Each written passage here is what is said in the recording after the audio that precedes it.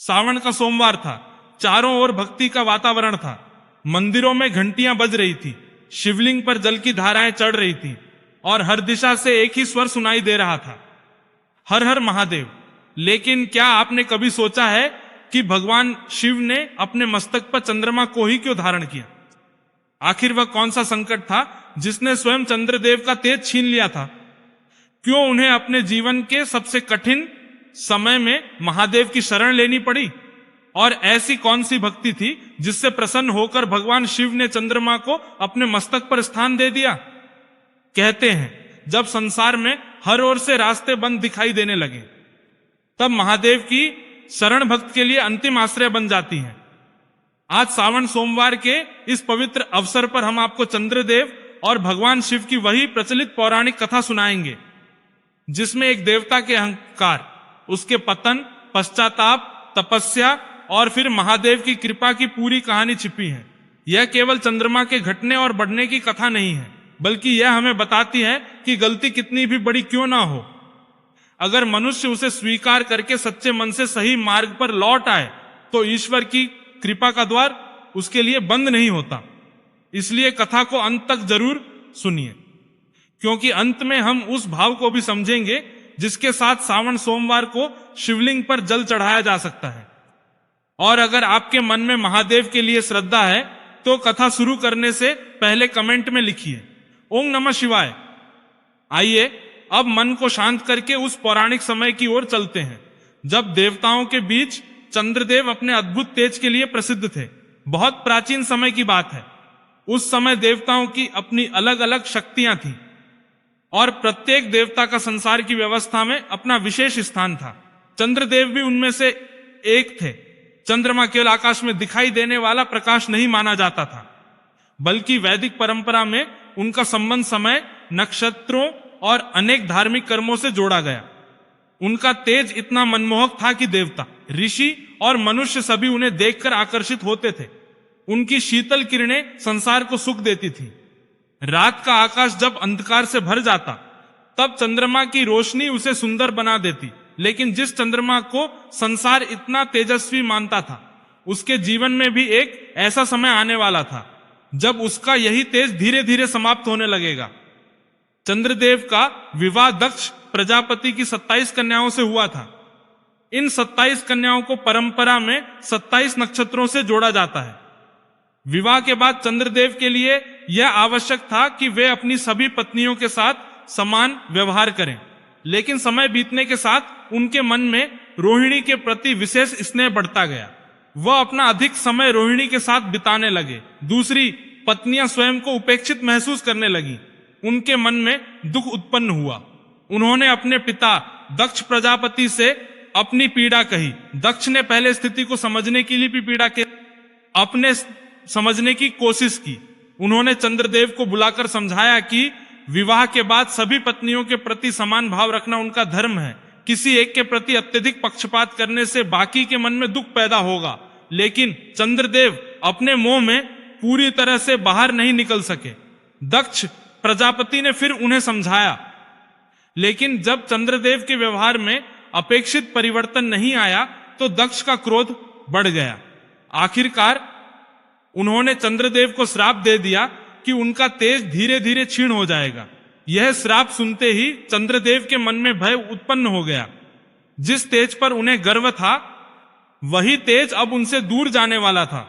शुरुआत में शायद उन्हें विश्वास नहीं हुआ कि ऐसा वास्तव में हो सकता है, लेकिन धीरे धीरे उनके शरीर और स्वरूप का प्रकाश कम होने लगा। जो चंद्रमा कभी पूर्ण तेज से चमकते थे, उनकी आभा क्षीण होने लगी। देवताओं ने भी इस परिवर्तन को देखा। चंद्रदेव का मन भय और चिंता से भर गया। उन्हें अपनी गलती का एहसास होने लगा, लेकिन अब श्राप दिया जा चुका था।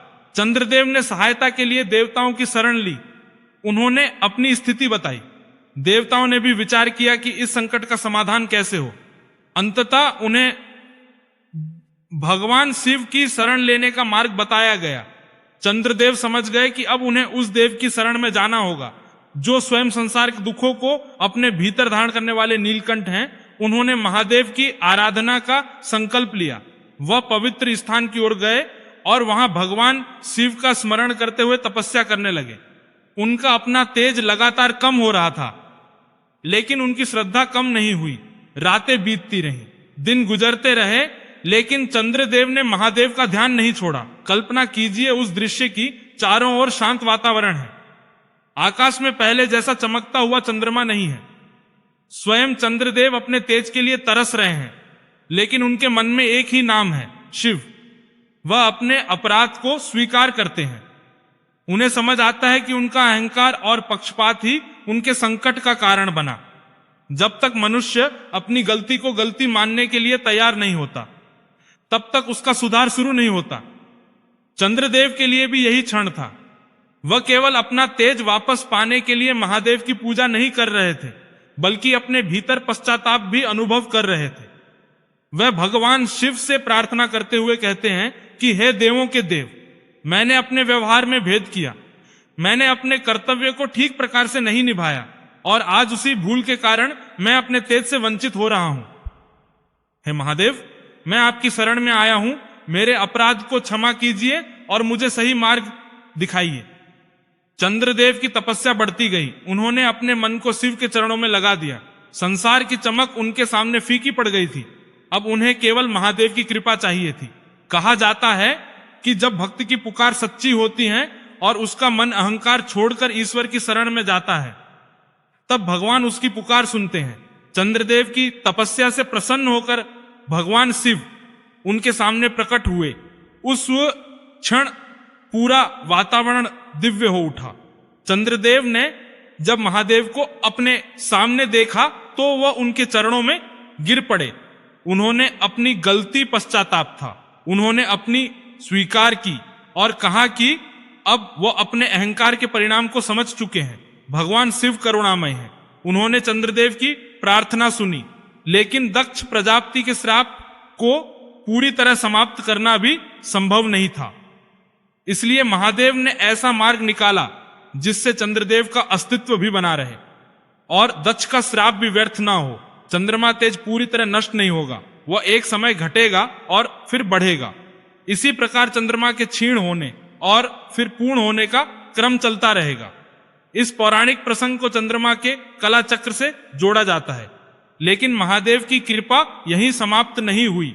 भगवान शिव ने चंद्रदेव को अपने मस्तक पर धारण कर लिया। सोचिए, जिस चंद्रमा का तेज संसार के सामने समाप्त होने लगा था, उसी चंद्रमा को महादेव ने अपने मस्तक पर स्थान दे दिया। यह केवल एक दिव्य अलंकार नहीं माना जाता, बल्कि शिव की शरण और उनकी करुणा का गहरा प्रतीक भी है। इसी कारण भगवान शिव के स्वरूप में उनके मस्तक पर विराजमान चंद्रमा विशेष रूप से दिखाई देता है और उन्हें चंद्रशेखर तथा चंद्रमौलेश्वर जैसे नामों से भी स्मरण किया जाता है। अब जरा इस कथा को अपने जीवन से जोड़कर देखिए। हर व्यक्ति के जीवन में कभी ना कभी ऐसा समय आता है जब उसका अपना प्रकाश कम होता हुआ महसूस होता है। कभी परिवार की चिंता मन को कमजोर कर देती है, कभी पति पत्नी के बीच गलतफहमी हो जाती है, कभी बच्चों के भविष्य की चिंता सताती है, कभी आर्थिक परेशानी होती है, कभी ससुराल की कोई मत चोट पहुंचा देती है। कभी ऐसा लगता है कि हम सबके लिए इतना कुछ कर रहे हैं, लेकिन कोई हमारी भावनाओं को समझ नहीं रहा। ऐसे समय में इंसान के भीतर का उत्साह भी कम होने लगता है। वह बाहर से सामान्य दिखाई देता है, लेकिन अंदर से बहुत थका हुआ होता है। चंद्रदेव की कथा ऐसे ही क्षण में एक गहरा संदेश देती है कि जीवन में प्रकाश कम हो जाए तो इसका अर्थ यानी कि प्रकाश हमेशा के लिए समाप्त हो गया। चंद्रमा घटता है और फिर बढ़ता है। इसी तरह जीवन में भी सुख और दुख आते जाते रहती हैं।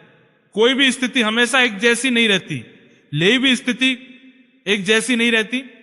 लेकिन जब कठिन समय आता है तो मनुष्य को अपने भीतर की श्रद्धा और विवेक को बचाकर रखना चाहिए। चंद्रदेव की सबसे बड़ी सीख यही है कि अपनी गलती को स्वीकार करने में शर्म नहीं होनी चाहिए।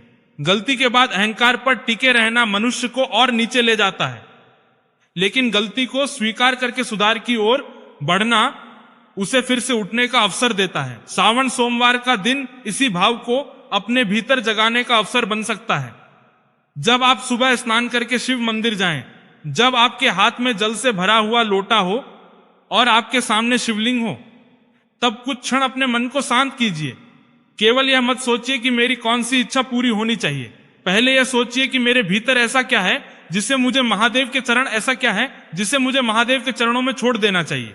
शायद वह आपका क्रोध है, शायद वह किसी के प्रति बहुत पुरानी नाराजगी है, शायद वह डर है, शायद वह अहंकार है, शायद वह ऐसे चिंता है जिसे आप कई दिनों से अपने मन में लेकर घूम रही हैं। हे महादेव, जैसे आपने चंद्रदेव के संकट में उन्हें शरण दी, वैसे ही मेरे जीवन के संकट में मुझे सही मार्ग दिखाइए। मेरे मन का अंधकार दूर कीजिए, मुझे अंधकार दूर कीजिए, मुझे अपनी गलतियों को स्वीकार करने की शक्ति दीजिए, मुझे अपने परिवार के लिए सही निर्णय लेने की बुद्धि दीजिए, और जब समय कठिन हो तो धैर्य मत छीनिए। यही श्रावण सोमवार की भक्ति का एक सुंदर भाव हो सकता है। पूजा में हम अपनी इच्छाएं भगवान के सामने रखते हैं, लेकिन उसके साथ अपने मन को भी भगवान के सामने रखना चाहिए, क्योंकि कई बार हमारी सबसे बड़ी समस्या बाहर नहीं होती, वह हमारे भीतर होती है। हम बहुत ज्यादा सोचते हैं, छोटी सी बात को बार बार याद करते हैं, किसी के शब्दों को मन में दोहराते रहते हैं, पुरानी घटनाओं को पकड़कर बैठे रहते हैं, फिर हमारा मन थक जाता है। ऐसे में शिव का स्मरण हमें कुछ क्षण रुकना सिखा सकता है। माता पार्वती की तरह धैर्य और चंद्रदेव की तरह पश्चाताप दोनों इस कथा में दिखाई देते हैं। भगवान शिव की करुणा दोनों के ऊपर है।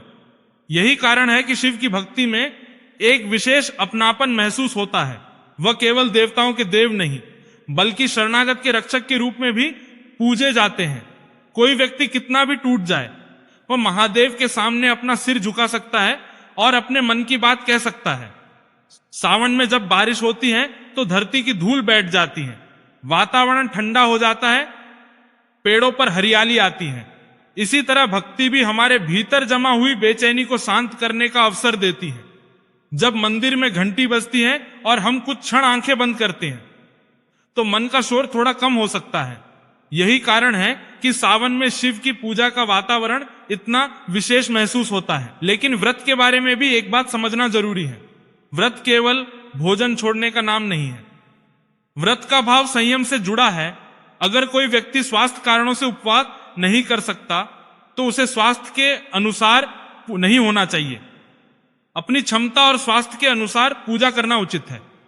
भक्ति में सबसे महत्वपूर्ण श्रद्धा और भाव है। यदि कोई स्त्री दिन भर परिवार की जिम्मेदारियां संभालती हैं और वह सावन सोमवार को कुछ समय शांत बैठकर महादेव का स्मरण करती है, तो वह भी उसके लिए एक सुंदर आध्यात्मिक अभ्यास हो सकता है।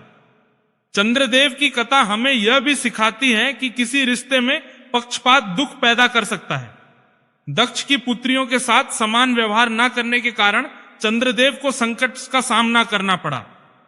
आज के परिवारों में भी समानता और सम्मान का बहुत महत्व है। पति पत्नी के बीच हो या सास बहू के बीच या बच्चों के बीच, जहां लगातार तुलना और पक्षपात होता है, वहां मन में दूरी पैदा हो सकती है। इसलिए सावन सोमवार की पूजा करते समय महादेव से केवल बाहरी सुख नहीं, बल्कि परिवार में समझ और समान भाव की भी प्रार्थना कीजिए। अगर किसी महिला को लगता है कि उसका पति उसे पर्याप्त समय नहीं देता, तो वह केवल मन में शिकायत रखने के बजाय शांत समय में उससे बात कर सकती है। अगर ससुराल में किसी बात से दुख हुआ है, तो तुरंत प्रतिक्रिया देने के बजाय पहले अपने मन को शांत करके बात करना बेहतर हो सकता है। और अगर किसी रिश्ते में गंभीर अन्याय या असुरक्षा है, तो उसे केवल सहते रहना भक्ति नहीं है। ऐसी स्थिति में उचित सहायता और सुरक्षा का रास्ता अपनाना भी जरूरी है। भगवान का स्मरण हमें कमजोर बनाने के लिए नहीं, बल्कि सही निर्णय लेने की शक्ति देने के लिए होना चाहिए। अब फिर उस दृश्य पर लौटिए जहां महादेव अपने मस्तक पर चंद्रमा को धारण किए हुए हैं। एक ओर उनकी जटाओं से गंगा प्रवाहित हो रही है, उनके कंठ में विष का स्मरण है, गले में नाग है, हाथ में त्रिशूल है और मस्तक पर चंद्रमा है। यह स्वरूप अपने आप में एक संदेश जैसा लगता है। जीवन में विष भी आएगा, लेकिन उसे कैसे संभालना है यह सीखना होगा। जीवन में अंधकार भी आएगा, लेकिन प्रकाश की आशा नहीं छोड़नी होगी। मन में क्रोध भी आएगा, लेकिन उसे अपने ऊपर हावी नहीं होने देना होगा। यही शिव का भाव है। और चंद्रमा इस स्वरूप में हमें याद दिलाता है कि घटने के बाद बढ़ना भी संभव है। आज यदि आपका मन बहुत दुखी है, तो यह मत मानिए कि यही आपकी पूरी जिंदगी है। परिस्थिति बदल सकती है, आपका मन बदल सकता है, आपका दृष्टिकोण बदल सकता है, आपके सामने नया रास्ता आ सकता है, लेकिन इसके लिए आपको भी प्रयास करना होगा। केवल इंतजार नहीं, प्रार्थना के साथ कर्म भी जरूरी है। इसलिए इस सावन सोमवार जब आप शिवलिंग पर जल चढ़ाएं तो अपने मन में एक छोटा सा संकल्प लें। मैं अपनी बात कहने से पहले सोचूंगी, मैं अपने परिवार में अनावश्यक क्रोध कम करूंगी, मैं अपनी गलतियों को स्वीकार करूंगी, मैं किसी पुराने दुख को हर दिन अपने साथ लेकर नहीं चलूंगी, मैं अपने स्वास्थ्य का ध्यान रखूंगी, मैं जरूरत पड़ने पर सहायता मांगने में संकोच नहीं करूंगी, और मैं कठिन समय में महादेव का स्मरण करते हुए सही कर्म करती रहूंगी। यही संकल्प आपकी पूजा को जीवन से जोड़ सकता है। चंद्रदेव ने जब महादेव की शरण ली थी तब उनके पास अपना पुराना तेज नहीं था, लेकिन उनके पास श्रद्धा थी। यही बहुत बड़ी बात है। भगवान के सामने जाने के लिए हमें परिपूर्ण होने की जरूरत नहीं, हमें ईमानदार होने की जरूरत है। अपने मन की सच्चाई लेकर जाना चाहिए। अगर मन में दुख है तो दुख बताइए, अगर गलती हुई है तो गलती स्वीकार कीजिए, अगर डर है तो डर बताइए, अगर कोई इच्छा है तो इच्छा भी बताइए, लेकिन अंत में यह भी कहिए, महादेव जो मेरे लिए उचित हो वही कीजिए और मुझे उसे स्वीकार करने की शक्ति दीजिए। कई बार हमें लगता है कि भगवान हमारी इच्छा पूरी नहीं कर रहे, लेकिन शायद हमें यह भी देखना चाहिए कि भगवान ने हमें उस परिस्थिति में क्या सीख दी।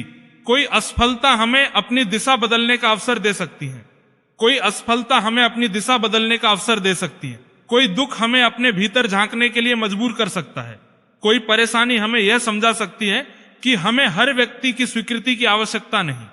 चंद्रदेव के लिए भी उनका संकट एक सीख बन गया। जिस तेज पर उन्हें गर्व था वही तेज उनसे छिन गया।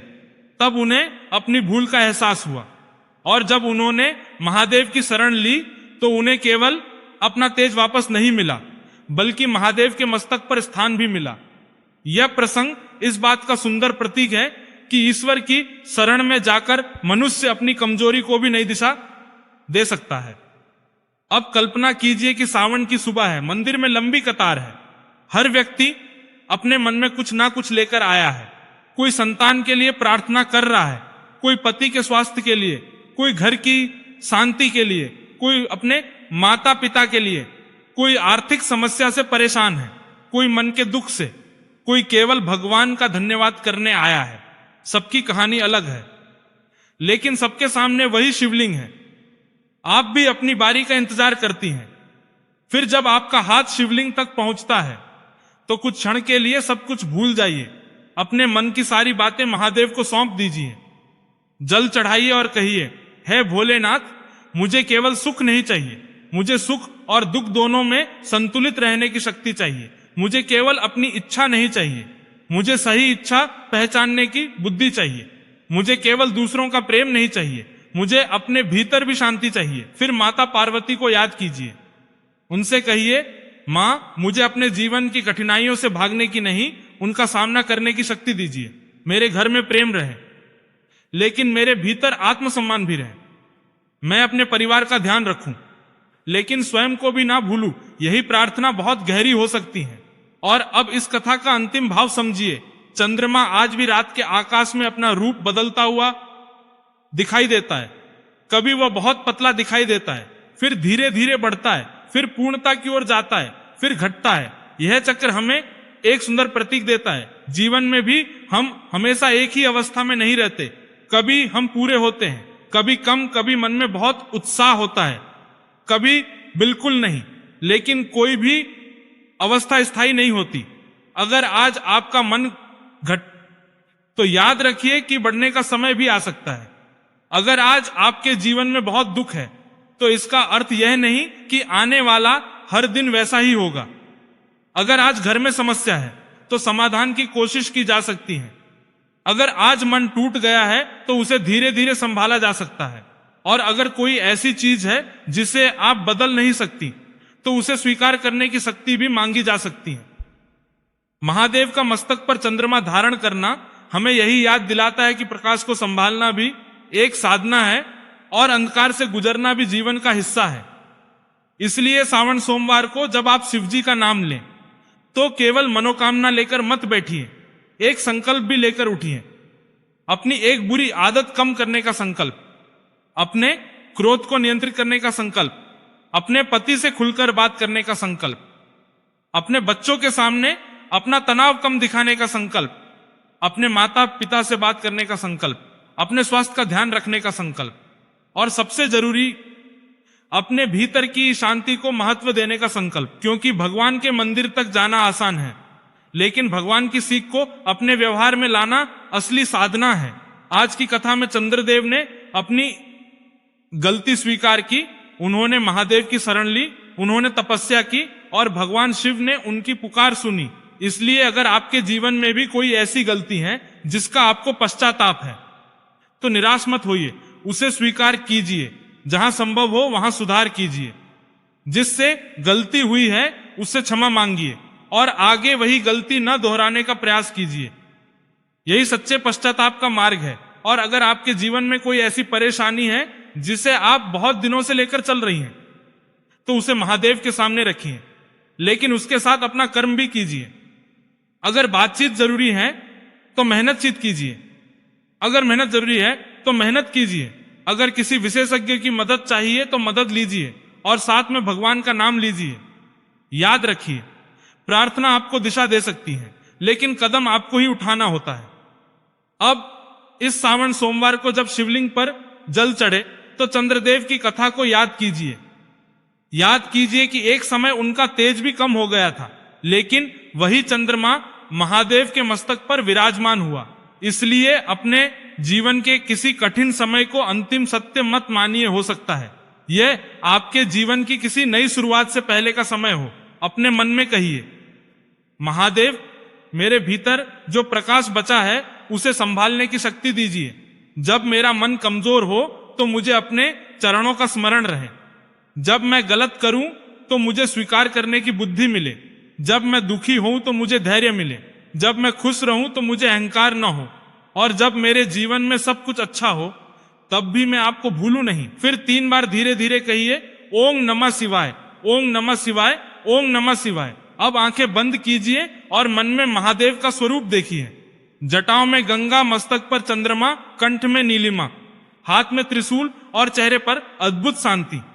उनके सामने अपनी सारी चिंता रख दीजिए। जो आपके हाथ में है उसके लिए शक्ति मांगिए, जो आपके हाथ में नहीं है उसके लिए धैर्य मांगिए, और जो गलती हो गई है उसके लिए सुधार का मार्ग मांगिए। माता पार्वती से शक्ति मांगिए, महादेव से शांति मांगिए और अपने जीवन के लिए सही निर्णय लेने की बुद्धि मांगिए। अगर आज की यह पौराणिक कथा आपके मन को छू गई हो तो कमेंट में श्रद्धा से लिखिए, ओम नमः शिवाय, हर हर महादेव। अगर आप सावन सोमवार का व्रत रखती हैं तो यह कथा अपने परिवार की किसी ऐसी महिला के साथ जरूर साझा कीजिए जिसे इस समय विश्वास और सहारे की जरूरत है। और ऐसी ही पौराणिक भक्ति कथाओं के लिए चैनल को सब्सक्राइब जरूर कीजिए। अंत में बस इतना याद रखिए, चंद्रमा का घटना उसका अंत नहीं था, वह उसके चक्र का एक हिस्सा था। उसी तरह आपके जीवन में आने वाला हर अंधकार अंत नहीं होता। कभी कभी वह केवल एक ऐसा समय होता है जिसके बाद प्रकाश फिर लौटता है।